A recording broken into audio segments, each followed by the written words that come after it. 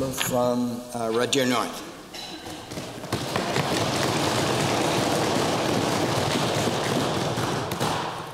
Thank you, Mr. Speaker. It is with great humility and integrity that I respond to the well-intentioned words of the Lieutenant Governor in her speech to the throne. I wish to acknowledge appreciation for the mandate that is ours as a new government. Mr. Speaker, I wish to express to my friends present today that we are on the cusp of change. The words of task that our Honourable Lieutenant Governor expressed represents our great opportunity for change. For it is change that allows us to bridge the gaps in perception and representation of the true essence of democracy. It is with personal pride and humility that I wish to thank the trustful Albertans who elected me as their representative within their House today. Their voices echo in my words as I stand here as their vehicle to change. Friends, we represent the community-mindedness that is our Alberta. And in these current difficult times, we are presented the opportunity to place emphasis on the family values that are the cornerstone of our great province. Mr. Speaker, we come together in this House to represent the collective thoughts and needs of those who make Alberta the province of opportunity. Our collective communities may vary in political representation, but together we sit in their House seeking resolution and stability for our constituents, their families' futures, and the future of our Alberta. Our diversity within the House of Alberta stems my personal conviction that together we will champion this economic challenge. To echo her Honourable Lieutenant Governor's inspiring words, Albertans are community-minded, caring, and neighbourly. Ours is a society of friends. In tough times, we always pull together, and as a government, we must have each other's backs. I have called the community of Red Deer North home for over 30 years. I have chosen this wonderful community as the home to my family. I have participated and belonged to this community, which has allowed me to care for its Albertans, a responsibility never taken lightly. I engaged the healthcare vocation with the heart and dedication that my fellow Red Deerians deserve. Let me say, Mr. Speaker, that I have been fortunate to listen to my constituents for over 30 years now, and I am proud to belong to a government that finally listens to them as well.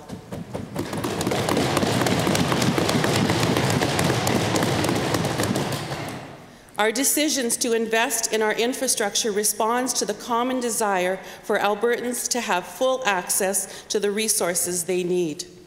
Their aspirations to maintain their pride and fervent belief that ours is a great province. We can be their bridge builders. I am an elected representative within the third largest city in Alberta. The growth has put us over 100,000 strong, and I value their needs.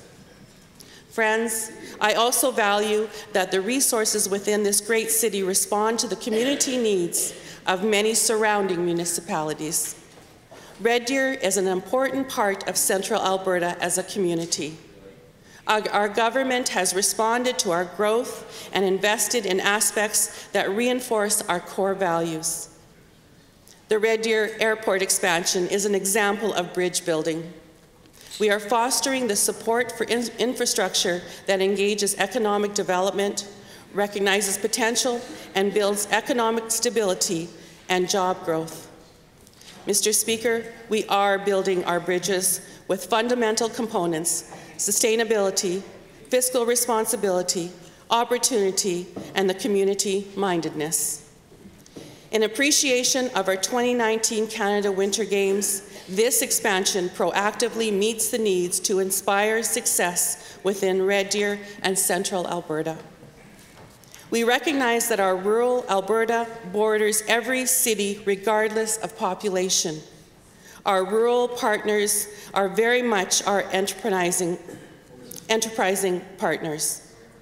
Our rural communities support the agriculture, forestry, energy, and wildlife aspects that I am proud to hear that our government is committed to building on these strengths in our economy. These are the great resources that underpin our Alberta. Farmers provide our subsistence, and I wish to thank them for their hard work and dedication. I happily stood in support of the Enhanced Protection for Farmers and Ranchers Act last fall and support the fundamental rights that are inherent in our occupational health and safety diligence.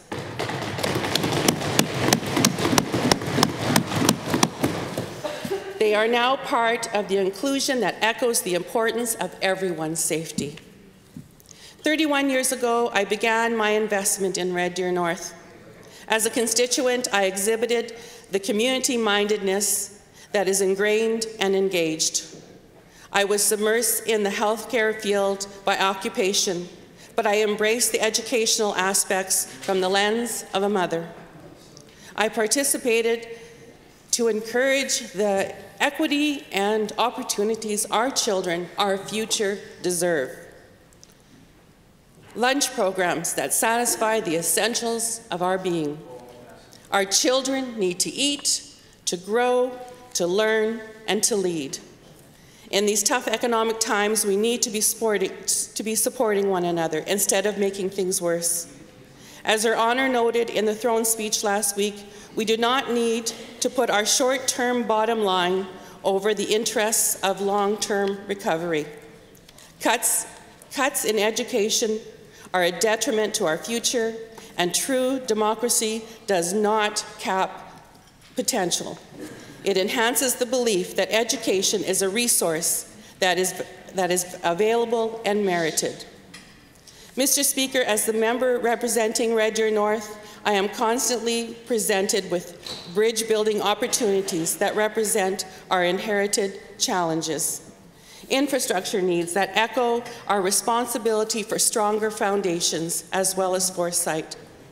Our shared vision of our Albertans having sustainable services that are prepared for the growth and its required resilience.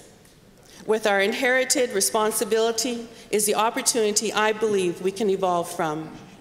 Resilience is truly the belief that momentum is the most difficult to initiate, but the easiest to sustain.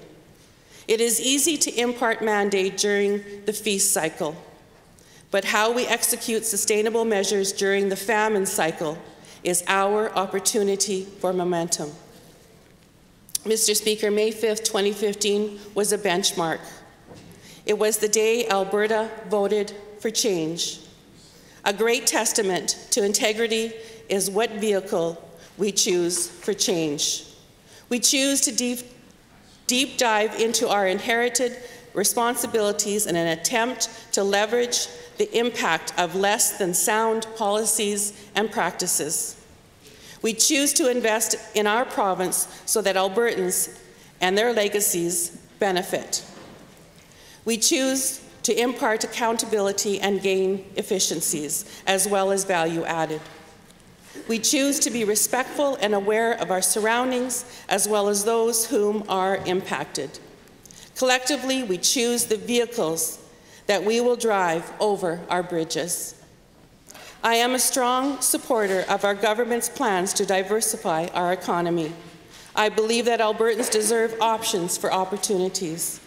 I believe that our Economic Development Ministry is a bridge that fosters opportunities for our constituents. I believe that strong relationships between government and industry can be a catalyst to the changes that are sustainable for generations to come.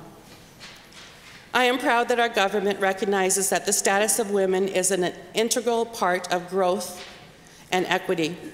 This ministry represents the importance of our entrepreneurial potential and how our contributions further our economic climate and expansion.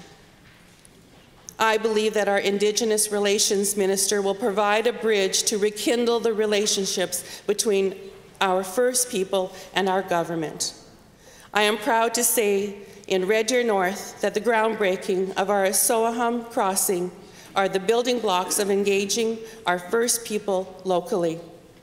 I want to thank you for recognizing the unforeseen challenges and circumstances that stalled this project and initiated the momentum to its realization. It is a great ministry and government that reunites people and their ways. I am proud to belong to a family-friendly subcommittee that encompasses all political representation in order to ensure family-friendly policies and practices are recognized. These strides represent momentum. As we look around, we represent a government that is indicative of our Alberta demography. The diversity provides for more inclusionary measures and empowers a stronger recognition of the countless needs of our constituents. It is great to be part of a government that recognizes our current economic model has increased the vulnerabilities of the vulnerable. I applaud recognition that predatory lending as a business has a negative impact and that we cannot effect responsibly without building a bridge. Vulnerability requires backbone, and we are in a position to better support the structure so that we impart resilience to the cycle of poverty that is a result of current antiquated policies. Mr. Speaker, I wish now to speak to our most vulnerable, the homeless. This is not their choice, but the response to policies that are not cognizant to how many circumstances can impact an individual's well-being, how mental illness and addictions severely impede someone's ability to make sense of the systems, how decentralizing resources makes systems difficult to navigate through successfully. I have visited Medicine Hat in an effort to gain understanding of how they ended homelessness. Friends, I am happy to say it is a result of strong relationships, which in turn are bridges on their own. Results are achieved when goals are common and relationships are transparent. We need to meet the vulnerable where they are at and listen actively to help them help themselves. I am proud to say our government responds financially to these needs and recognizes that strong investment in our vulnerable programs is essential and value added. Decreasing the incidence of our emergency services, law enforcers, and judicial systems flourishes into a stronger Alberta for everyone. It is a solution that represents social and financial responsibility, as well as standardizing the fundamental rights to shelter, food, and comfort.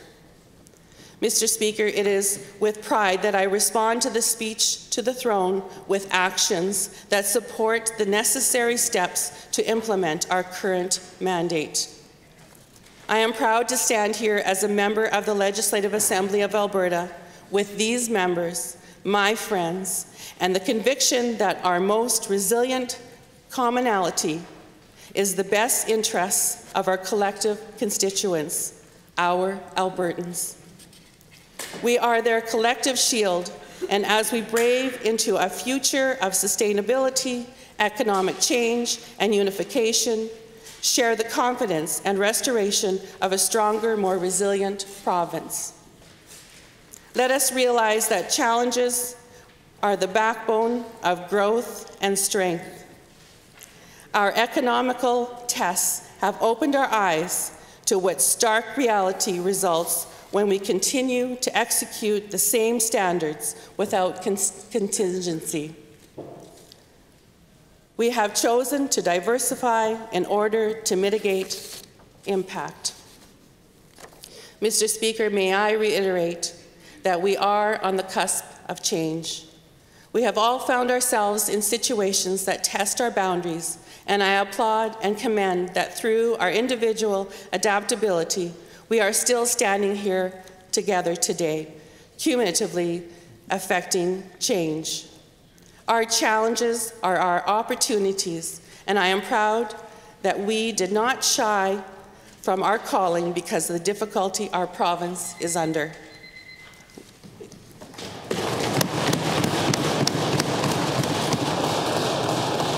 Thank you, honourable member. And I would just like to finish off. I have a couple sentences I didn't say. Our challenges are our opportunities, and I am proud that we did not shy from our calling because of the difficulty our province is under. We chose to become instruments to change.